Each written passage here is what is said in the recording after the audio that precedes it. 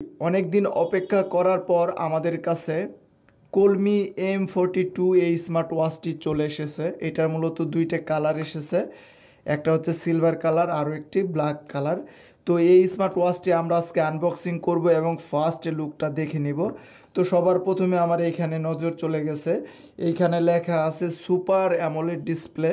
তো কলমিতে কিন্তু এর আগে আমরা অ্যামোলেড ডিসপ্লে দেখেছি, তবে সুপার অ্যামোলেড ডিসপ্লে কিন্তু দেখি নাই। তো আজকে আমরা এই ভিডিওতে দেখব এটা super AMOLED display.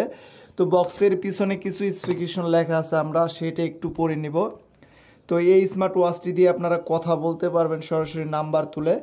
Heart rate আছে, স্লিপ মনিটরিং আছে, তারপর স্পোর্টস মুড আছে, ওয়েদার আছে এবং ফেসবুক, মেসেঞ্জার, ইনস্টাগ্রামের নোটিফিকেশন কিন্তু এই ওয়াচে পেয়ে যাবেন আপনি, এবং ক্যামেরা কন্ট্রোল করতে পারবেন। তো বেশি কথা না বলে আমরা ওয়াচটি সরাসরি ওপেন করব এবং ফার্স্ট লুকটা দেখে নিব। তো এটাই মূলত আমাদের ব্ল্যাক কালার। ঘড়িটা কিন্তু ভাই অরিজিনালি খুবই চমৎকার করছে তারা। তারপরে সাথে পাবো একটা চার্জার কেবল এবং সাথে একটা প্রোটেক্টর পাবো, তবে প্রোটেক্টরটা একটু দুর্বল দিয়েছি, কোনো কাজের হবে না আমার মনে হয়। তারপর একটা 1-2 পাবো। তারপর কিভাবে কানেকশন করবেন সেটার একটা ম্যানুয়াল আছে। আর মূলত এই কেবলটি দিয়েছে ম্যাগনেটিক কেবল, আমরা এইভাবে দিলে চার্জ হয়ে যাবে। তো উল্টাভাবে দিলে কিন্তু কখনোই চার্জ হবে না, এইভাবে সোজাভাবে দিলে চার্জ হয়ে যাবে। তো এখানে কিন্তু লেখা আছে এটার স্ট্রাপ সাইজ হচ্ছে 22 mm, আপনি 22 mm এটাতে ইউজ করতে পারবেন। তো এখন আমরা ঘড়িটা ওপেন করি। এখানে মূলত দুইটা বাটন আছে, প্রথম বাটনে ওপেন করে ধরে রাখি।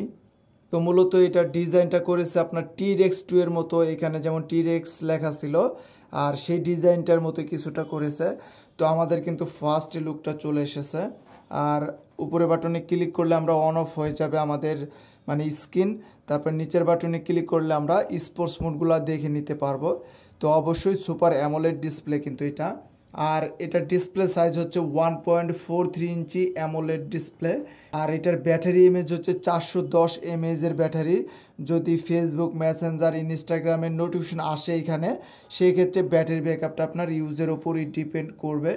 আর এটা রেজুলেশন হচ্ছে 466x466 পিক্সেল রেজুলেশন, মানে রেজুলেশনটা খুবই চমৎকার।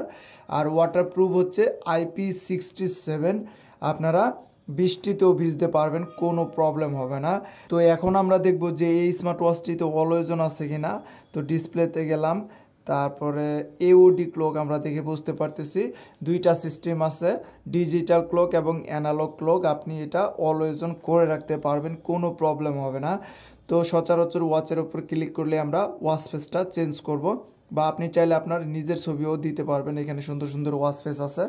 নিচ থেকে সোয়াইপ করলে সকল নোটিফিকেশন আসবে, উপর থেকে সোয়াইপ করলে আমরা ব্রাইটনেস দেখতে পারবো, সেটিং দেখতে পারবো, কয়টা বাজে সেটাও দেখতে পারবো, এবং টস আছে এইখানে।